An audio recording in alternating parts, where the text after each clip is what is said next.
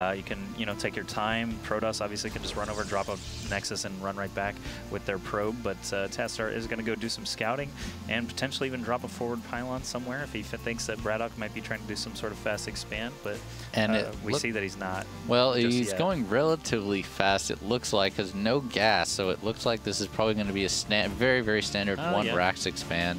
Yeah, he's got his minerals getting higher there, starting that. Oh, wow, yeah. Barely. I love that move to keep the probe from seeing, because you want to keep him from seeing how many gases you have. Very, very smart move there. And obviously he's going to be sending his SCV over into the Protoss base to see what he's doing in a minute.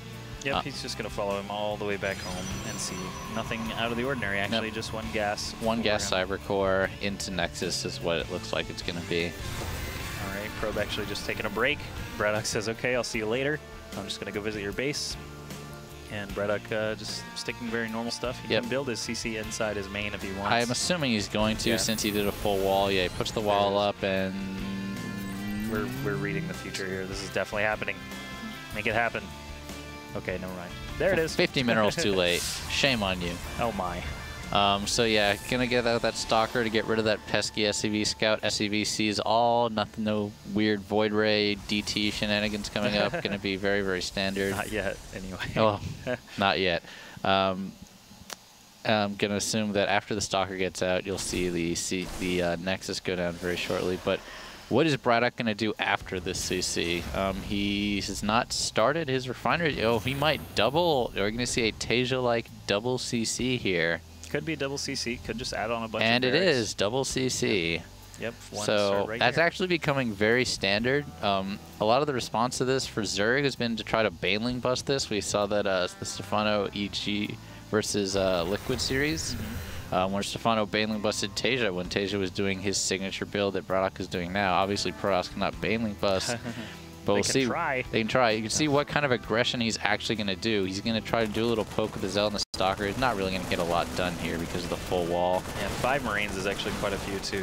The Zealot took a bunch of damage before being able to actually do anything. So did the Stalker, actually. So Tassadar already losing some health kind of needlessly there. But he is actually just, you know, basically saying to Braddock, you don't have to expand as fast as possible. I am here. I am watching you. I am aware that you don't have your expansion down yet. We do have 2 more barracks coming up for Braddock as he adds on these refineries as well, spending everything at once. We have a sentry out now. Going to be able to finally finish off that scouting SCV, but not until after he sees the Nexus here.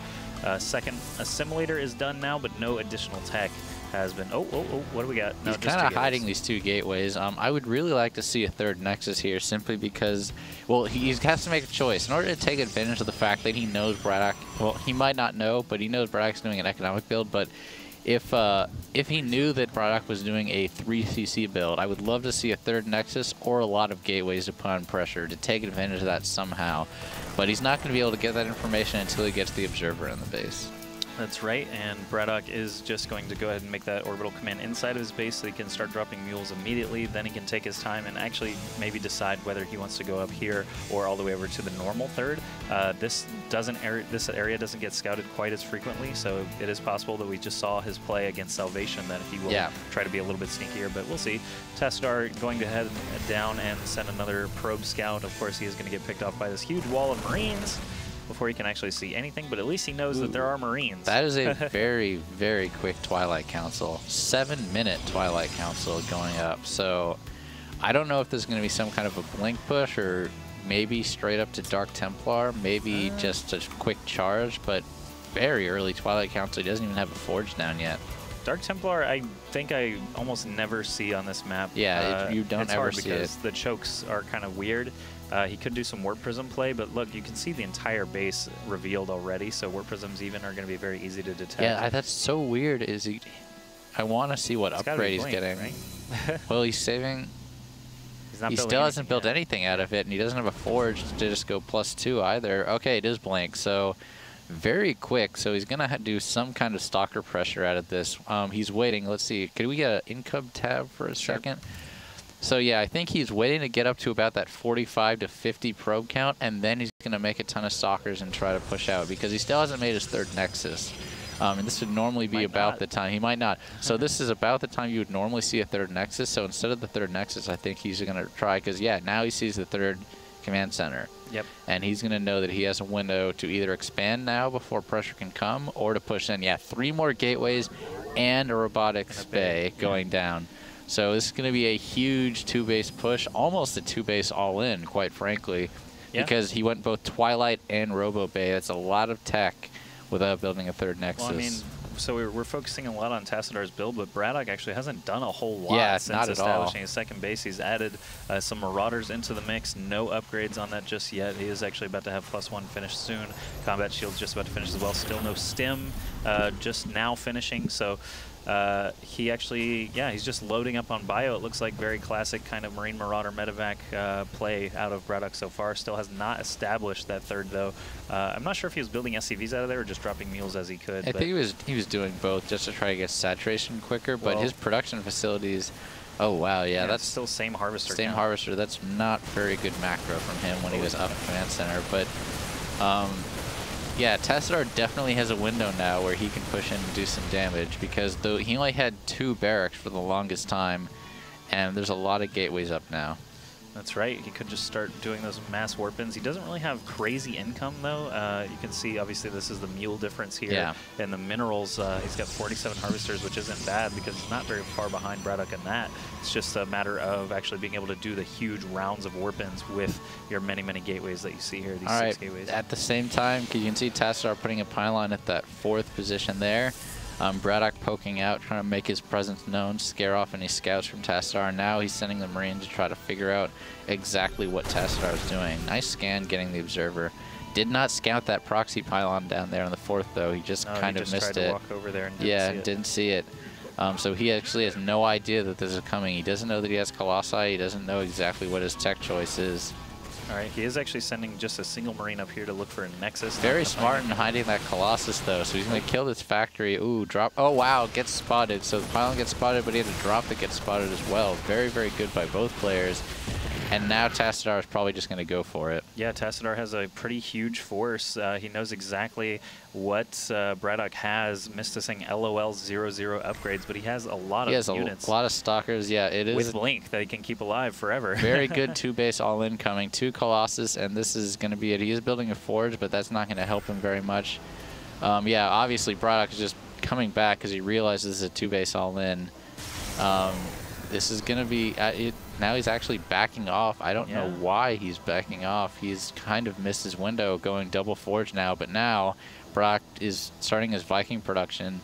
Okay, so Tassadar just figures I'll just try to catch up. I don't know if he's going to be able to catch up very quickly, though. That's interesting because he's got Blink Stalkers, which obviously can keep alive for a long, long time, just being able to blink them back as shields get taken out. He's got lots of sentries with full energy as well for force shields to keep things alive even longer. He basically has a pretty stout army as it is, but decided after designing the 3rd that he did not want to test the water. He knew what kind of forces Braddock had already because that observer got sniped right over the top of them. But now we've got Vikings added on because he spotted the Colossus. And yeah. Oh wow, I do like this though. Now he's starting upgrades, Storm and Charge all at the same time. So he's really going for that very standard, you know, giant Protoss Deathball type army with Colossus, Charge, Storm. And obviously he's not going to be making very many more Stalkers at this point with how high his count is. It'll be primarily Zealot, Colossus, Storm from here on out.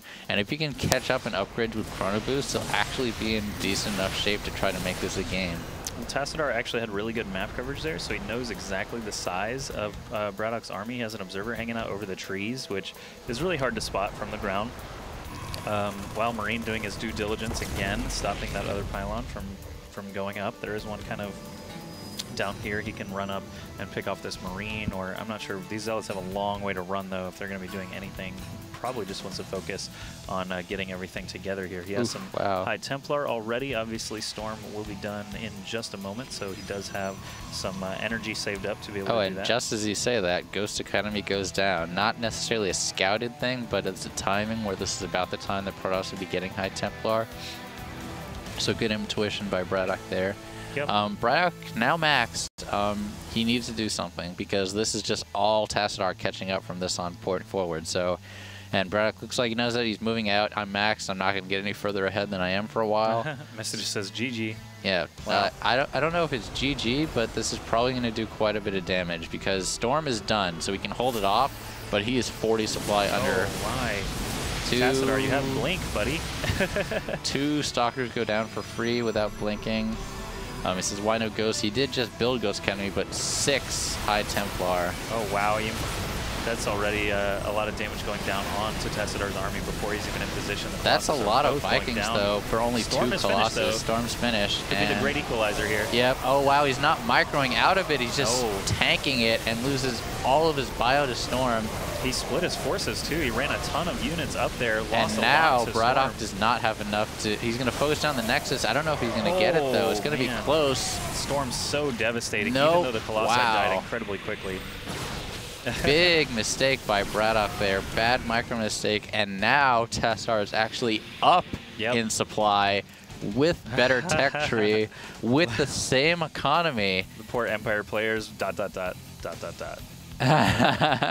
Yeah, so Braddock basically just split his forces, allowed a lot of his units to die to Storm there, and Tassadar, I'm not sure. Yeah, he's actually going to build a Nexus here because he's like, so this is the I'm ahead. I'm going to get more ahead. Now he's rebuilding his Colossus because he knows that Empire Braddock is going to be getting Ghosts. Yep.